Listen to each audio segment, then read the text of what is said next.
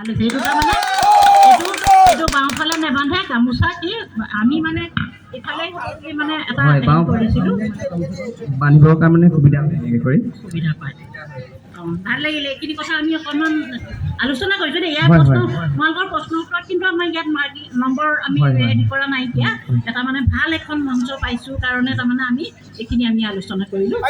শুভেচ্ছা থাকিল তোমালোকে আমাৰ অসমীয়া মান মৰ্যাদা সদায় বচাই ৰাখিবা, বিহুটোক নেৰিবা, বিহুটোক ধৰিবা, ৰাইজখন সদায় কুশলে থাকক বুলি ভগৱানৰ ওচৰত প্ৰাৰ্থনা কৰিবা আৰু বিহুৰ হুঁচৰিৰ যোগেদি এখন এঘৰ গৃহস্থক তোমালোকে আশীৰ্বাদ দিয়া নাই, গোটেই আমাৰ অসমীয়া সমাজখনক আশীৰ্বাদ দিছা। কুশলে থাকক ৰাইজখন। ধন্যবাদ। ঠিকে আছে, একদম টোপনি ভাঙি দিলা।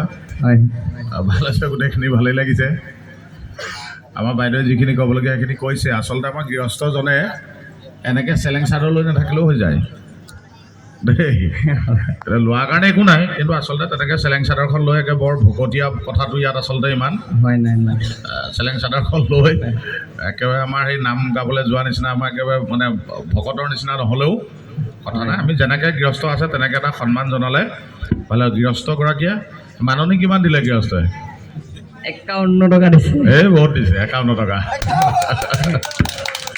আচ্ছা বাৰু, ঢোলৰ চাপৰবিলাক ভাল লাগিছে, একদম স্পষ্ট ভাল লাগিছে, ধুনীয়া লাগিছে। কিন্তু এনেই ঢুলীয়াসকলৰ এটা বস্তু আছে চওৰা বাদ্য বুলি, শুনিছা নেকি? এইটো কি ক'লে? চওৰা বাদ্য বুলি এটা বস্তু আছে, চওৰা হাত বা চওৰা বাদ্য।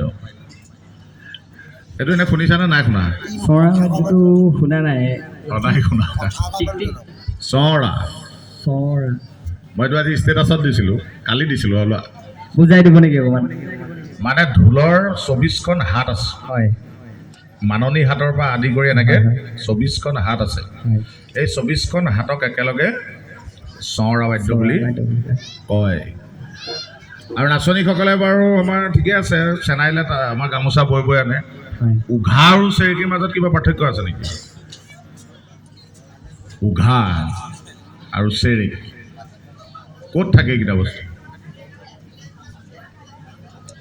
উঘা আৰু চেৰেকী এটা ক'ত ব্যৱহাৰ হয়? তাঁতশালত। উঘাটো আৰু চেৰেকী দুটাৰ মাজত কিবা পাৰ্থক্য আছে নেকি, নে একেই দুইটা? উঘাটো কোনটো, চেৰেকীটো কোনটো? এইকেইটা চাই ল'বা কথাকেইটা দেই, মনত ৰাখি থ'বলৈ কৈছোঁ। আৰু ভালেই নাই যোৱা। কি আছিলে এই নামটো? প্ৰিয়া আছে, মই নামটো পাহৰি থাকোঁ। ঠিকে আছে, সকলোলৈকে শুভেচ্ছা জনাইছোঁ। প্ৰদৰ্শন ভাল হৈছে, একদম বহুত সুন্দৰ। বাকী কি হয় চাওঁ, সময় কি কয়, নহয় জানো? ধন্যবাদ। এটা কথা কওঁ, এই যে চওৰা বাদ্যটোৰ কথা যে ক'লে যে 24খন তাল ন হাত, 24খন হাত, একোৱাত কেইটা থাকে? একোৱাত কেইটা? এক অঁৱা 4টা। এই 4 6 24 হয়নে?